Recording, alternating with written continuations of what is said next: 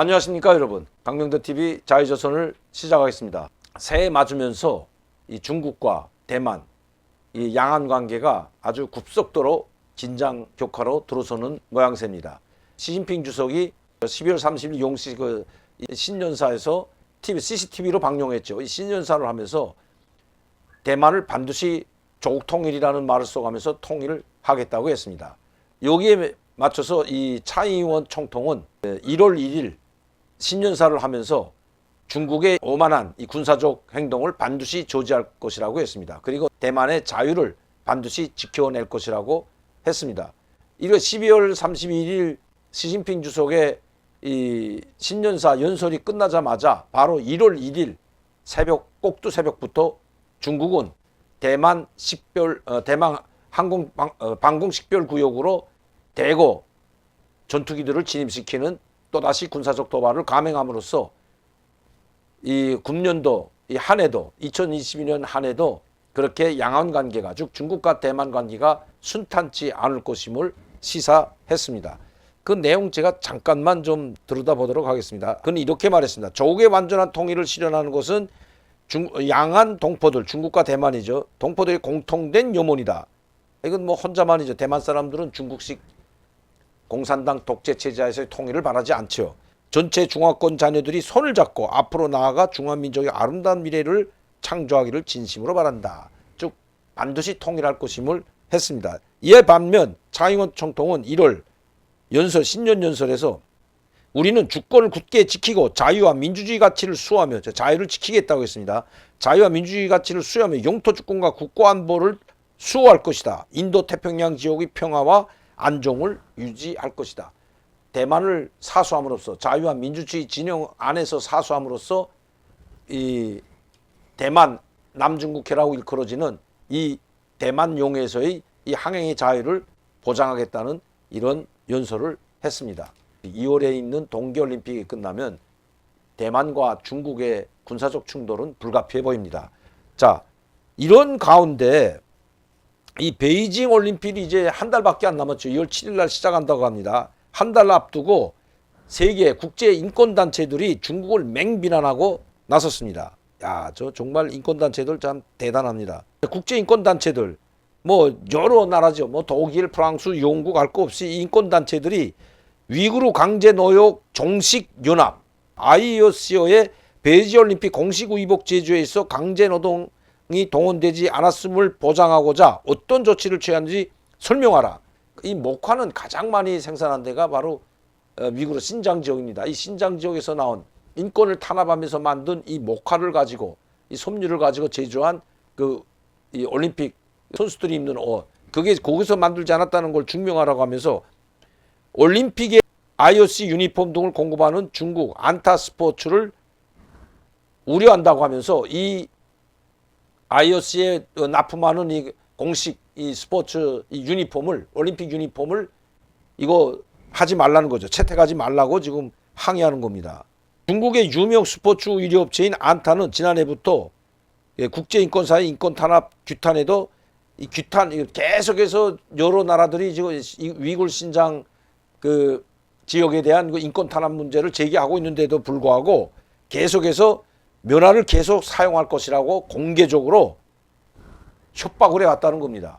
그러니까 국제사회, 미국이나 영국, 프랑스, 서방뿐만 아니라 우리도 마찬가지죠. 우리나라에서도 이 신장 위구르 인권 문제를 인권단체들이 계속해서 중국에 항의를 하고 있지만 여기에 그 신장에서 생산되는 인권을 탄압을 하면서 인간의 존엄마저 짓밟으면서 생산된 이 강제 노동을 시켜서 생산된 이 목화를 가지고 만들지 말라고 강력하게 항의하는데도 불구하고 그리고 미국은 수출 금지를 금지 조치를 단행했는데도 불구하고 이 안타가 스포츠 의류를 만드는 중국의 가장 큰 업체인데 의류 업체에 있는데 여기에서는 신장 위구르에서 나오는 목화를 계속 사용했다고 오히려 미국이나 또 서방 그리고 국제 인권 단체들에게 아주 협박을 하는 성명을 발표한 적도 있다는 것입니다. 그래서 이번 올림픽에는 이 안타에서 만든 옷을 절대 채택하면 안 된다고 하는데 IOC 위원장이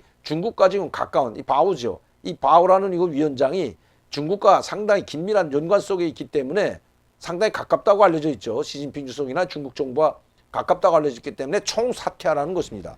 이렇게 지금 들고 일어나고 있는데 이런 단체들과 함께 영국과 런던, 독일, 베를린, 벨기에, 브뤼셀 등 주요 도시에서 행동의 날 시위가 열렸다는 것입니다.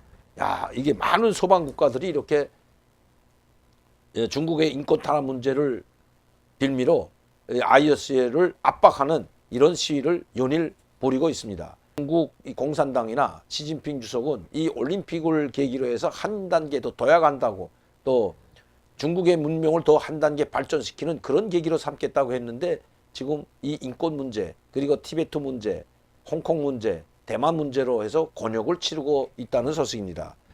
참 국제인권단체들, 그리고 독일과 영국, 프랑스,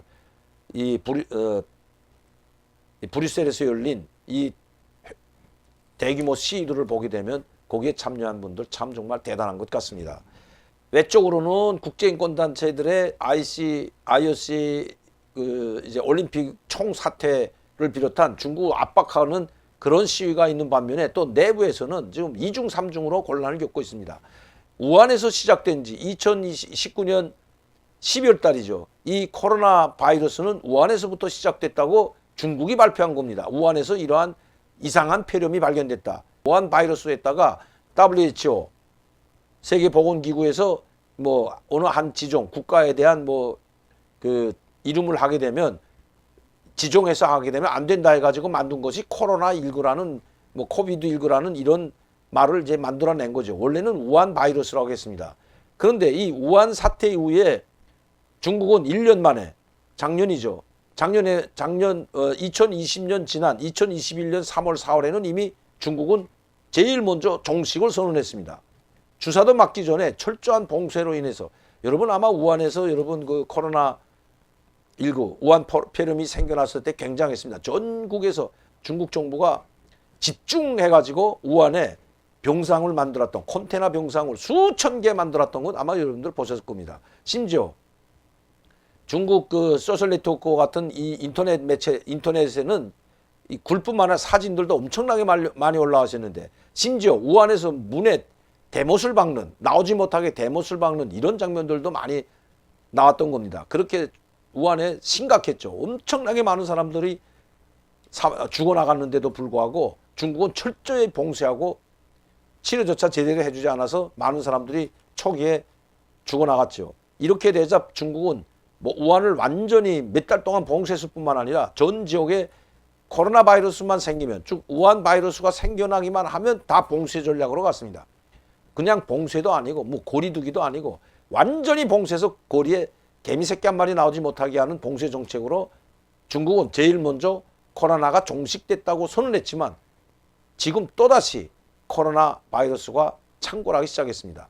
여러분들도 잘 아시다시피 시안이라는 이 산소성 시안 반도체, 삼성이 중국에 진출한 중국 지역에서는 가장 큰 반도체라고 할 수 있는 이 시안에는 이 한 개 현을 몽땅 다 다른 것으로 다 철거시키고 여기를 삼성 C로 만들 정도로 엄청나게 그 혜택을 많이 줬죠. 삼성, 중국 정부에서 삼성전자를 끌어들이기 위해서. 삼성 가장 대규모 투자를 한 삼성전자가 있는 곳이 바로 시안입니다. 이 시안에 지금 약 한 2,000명대에 이르는 확진자가 생겨나고, 중급 중상자만 한 1,700명이니까 무증상에 있는 사람은 그것이 몇천 명인지는 알 수 없다는 뉴스가 지금 나오고 있습니다.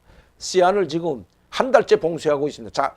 지난달부터 지금 철저하게 봉쇄하고 있는데, 일체 외부 사람 들어가지 못하고 그 내부에서 나오지 못하게 철저하게 봉쇄하고 있다고 합니다. 그래서 지금 그 확진자들이 줄어들고 있다고 하지만 지금 이거 심각한 상황입니다. 여기 함께 또 이 닝보시에서, 이 닝보 아주 유명한 도시인데, 이 닝보시에서도 지금 확진자가 벌써 27명이 나왔다고 합니다.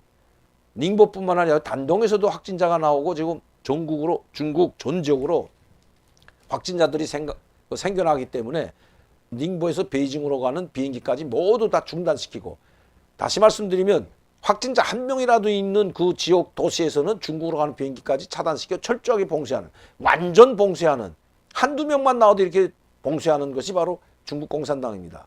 아마 미국이나 소방, 자유민주주의국가에서 이렇게 철저하게 봉쇄했다면 아마 난리 났겠죠. 이건 뭐 정말 인권 탄압도 이런 인권 탄압이 없기 때문입니다. 이 중국 공산당이기 때문에 가능한 거죠. 철저하게 보면 죽든 말든 철저하게 그 지역을 완전 봉쇄시키는 중국. 여기에 인권이 있을 수가 없습니다. 자기 중화 민족 사람, 자기 국민들한테도 이렇게 인권 탄압을 하고 있는데 하물며 신장이나 티베트, 홍콩 지역은 어떻겠습니까, 여러분? 외부적으로는 이 미국을 비롯한 소방 국가들이 계속해서 올림픽 참가 보이콧을, 외교적 보이콧을 하고 있고, 또 인권 단체들, 소방 국가들의 많은 국제 인권 단체들이 계속해서 중국의 인권 문제를 지금 공격하고 있습니다. IOC도 아마 중국 이 동계올림픽 때문에 아마 골머리 앓을 것으로 예상이 됩니다. 이렇게 지금 대내외적으로 큰 곤경에 처해 있는 것이, 새 벽두부터 처해 있는 것이 시진핑 주석입니다. 그러나 이것을 돌파하기 위해서라도 미국과 중국 국민들의 눈초리를, 중국 국내 문제를 미국이나 소방으로 돌리려는 이 시진핑 주석의 전략, 바로 반미 전략이죠. 그리고 반소방 전략인 것입니다. 국민들의 눈초리를 대외로 돌리려는, 그리고 국내에 결속시켜서 대만 문제를 해결하려는, 또 통일을 해결하려는 그 전략으로 중국 시진핑 주석이 가고 있다는 것입니다. 그 호랑이로 점점 모습을 변해가고 있는 중국. 어쨌든 이 호랑이 해에 대만과 중국의 양원 관계가 그렇게 순탄하게 풀릴 것 같지 않습니다. 동계올림픽이 끝나게 되면 바로 중국은 본격적인 군사적 도발, 즉 대대적인 군사훈련과 함께 대만을 압박하는 군사 전략을 구사할 것이라는 것이 제가 보는 견해입니다.